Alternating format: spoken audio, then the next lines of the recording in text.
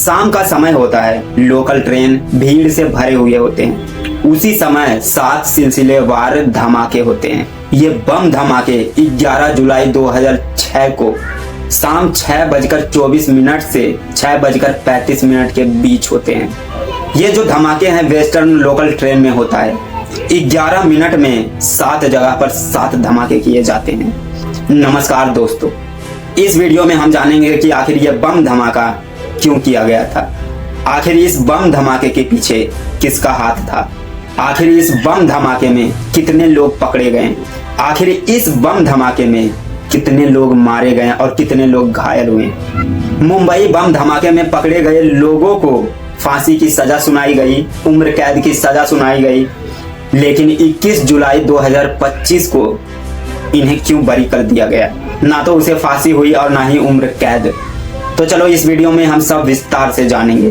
तो इस वीडियो को आप पूरा देखें, क्योंकि YouTube पर पहली बार आपको पूरी सच्चाई के साथ वीडियो मिलने वाली है। और हाँ, अगर आपने इस चैनल को अभी तक सब्सक्राइब नहीं किया तो सब्सक्राइब करके बेल आइकन को प्रेस कर दें, ताकि मेरी हर वीडियो आप तक पहुंच पाए। तो चलो वापस अपनी टॉपिक पर आते हैं। ग्वांडी स्थान पर एक फ्लैट होता है। तारीख 8 से 10 जुलाई 2006। रात का समय होता है, कमरा बिल्कुल अंधेरा होता है। उस कमरे में टेबल पर रसोई के कुकर होते हैं, बैग में RDX होते हैं और अमोनियम नाइट्रेट के पैकेट बिखरे होते हैं। 2 से 2.5 किलो RDX और 3.5 से 4 किलो अमोनियम नाइट्रेट होते हैं, जो कि कुकर में भरे जाते हैं। उस कमरे में लोग एक दूसरे से बात करते हैं कि कल चर्च गेट से जाएंगे और ट्रेन में इस बम को रख देंगे। आरोपियों ने 7 टीमें बनाती है और 7 के हाथ में एक एक कुकर सौंप देते हैं। 11 जुलाई 2006 को शाम 6:20 पर 7 टीमें प्लेटफॉर्म पर पहुंचते हैं। जैसे ही ट्रेन आता है, सब ट्रेन पर चढ़ जाते हैं और ट्रेन में बम को रख देते हैं और फिर वे ट्रेन से नीचे उतर जाते हैं। खार रोड स्टेशन का लोकल कोच में 6:24 से 6:35 पर एक विस्फोट होता है। लोग इधर उधर भागने लगते हैं, चारों तरफ अफरा तफरी मचने लगता है, लोगों के चीखे सुनाई देने लगता है। अगल बगल के लोग इस आवाज को सुनकर वहां पर भागते हुए आते हैं। 11 मिनट में एक साथ अलग अलग जगह पर 7 विस्फोट होते हैं, जैसे मातुंगा, महिम, बांद्रा, खर रोड, जोगेश्वरी, भयंदर और बोरीवली के करीब होते हैं। जो बम थे वे प्रेशर कुकर में रखे गए थे, जिसके कारण विस्फोट बहुत तेज हुआ। इन्हें पहली क्लास कोच में रखा गया था, जिससे लक्षित क्षेत्र के अधिक नुकसान और डर फैलाने का प्रयास किया गया था। वहीं जांच एजेंसियों का यह आरोप था कि यह जो विस्फोट हुआ है वह गुजरात दंगों का बदला लेने के लिए किया गया। गुजरात दंगा 2002 में हुआ, जिसमें 2000 मुसलमान मारे गए। उन्हें लगा कि इसका बदला लेने के लिए यह विस्फोट कराया गया और इसे SIMI और पाकिस्तान आधारित समूहों लश्कर-ए-तैयबा की साजिश मानी गई। यह आरोप लगाया गया कि SIMI और लश्कर-ए-तैयबा के मॉड्यूल ने मिलकर यह प्लान बनाया था। RDX का प्लान बनाया गया था, RDX का प्रयोग किया गया था, पाकिस्तान से गुप्त तरीके से लाए गए थे। अमोनियम नाइट्रेट और कुकर से बम बनाया गया था। इस बम विस्फोट में 189 से 209 लोग मारे गए और 700 से अधिक लोग घायल हुए। वहीं कुछ रिपोर्ट के अनुसार घायलों की संख्या 800 थी। वहीं महाराष्ट्र ATS ने आरोप लगाया कि आरोपियों में पाकिस्तान बेस्ड लश्कर-ए-तैयबा और भारत की बंद संगठन SIMI इसमें शामिल थे।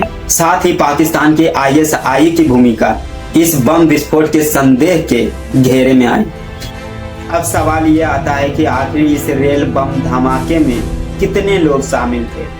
देखो, इसमें 13 लोगों पर आरोप लगाया गया था, जिसमें से 12 को दोषी पाया गया और 1 को बरी कर दिया गया।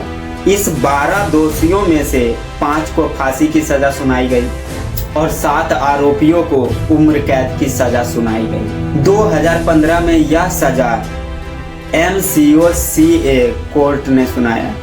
अब सवाल ये आता है, जिन आरोपियों को फांसी की सजा और उम्र कैद की सजा सुनाई गई थी, आखिर उसे 21 जुलाई 2025 को बॉम्बे कोर्ट द्वारा क्यों बरी कर दिया गया?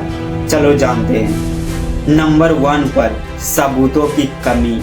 वहीं नंबर 2 पर बम सामग्री से जुड़ा कोई भी पुख्ता वैज्ञानिक फॉरेंसिक प्रमाण पेश नहीं किया गया। नंबर 3 में जिन प्रेशर कुकर की बात की गई थी उन पर कोई भी उंगलियों की निशान नहीं थे। वहीं नंबर 4 पे कॉल डेटा रिकॉर्ड उपलब्ध नहीं थे। आरोपियों की मोबाइल लोकेशन पुष्टि के लिए जो रिकॉर्ड जरूरी थे वो उपलब्ध ही नहीं थे। वहीं नंबर 5 पे गवाहों की पहचान पर सवाल उठे।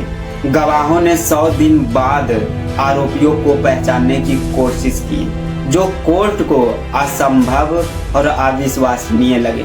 आइडेंटिफिकेशन परेड कानून के अनुसार नहीं हुई।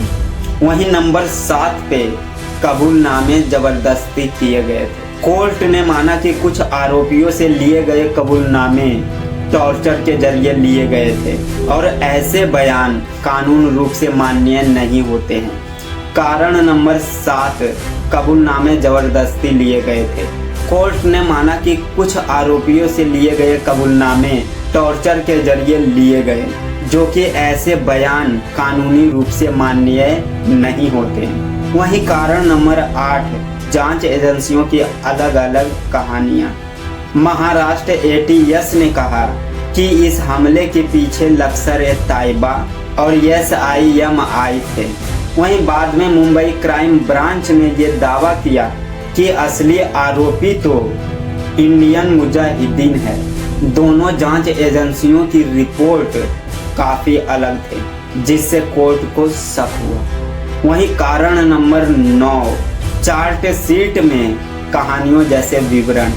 कोर्ट ने कहा कि अभियोजन पक्ष की चार्ट शीट कल्पना जैसी है, ये सबूतों पर आधारित है ही नहीं। कोर्ट ने कहा कि किसी व्यक्ति को दोषी ठहराने के लिए केवल शक या परिस्थिति जन्य अनुमान पर्याप्त नहीं होते हैं, अन्य प्रणाली में दोषी साबित करनी जरूरी है। अब सवाल यहाँ पर ये उठता है कि आखिर ये जिम्मेदार नहीं है, ये आरोपी नहीं है, तो फिर है कौन? अब तक इतने साल हो गए, गुनाहगार अभी तक पकड़ा क्यों नहीं गया? क्या भारत का सिस्टम इतना कमजोर है कि कोई भी कहीं भी आकर बम ब्लास्ट कर दे, लोगों की जान ले ले और एक भी पकड़ा ना जाए? क्या भारत के एजेंसियां, भारत के सरकार, भारत के पुलिस इतने कमजोर हैं, एक भी गुनाहगार को साबित नहीं कर पाया? ये सीधा कानून और सरकार पर एक तमाचा है। एक भी इंसान को सजा नहीं मिला। इस बम विस्फोट में इतने लोग मारे गए लेकिन मारने वाले का पता नहीं। अगर आप भी इसके बारे में कुछ कहना चाहते हैं तो कमेंट में जरूर लिखें। Thank you. जय हिंद, जय भारत। मिलते हैं एक नई वीडियो के साथ।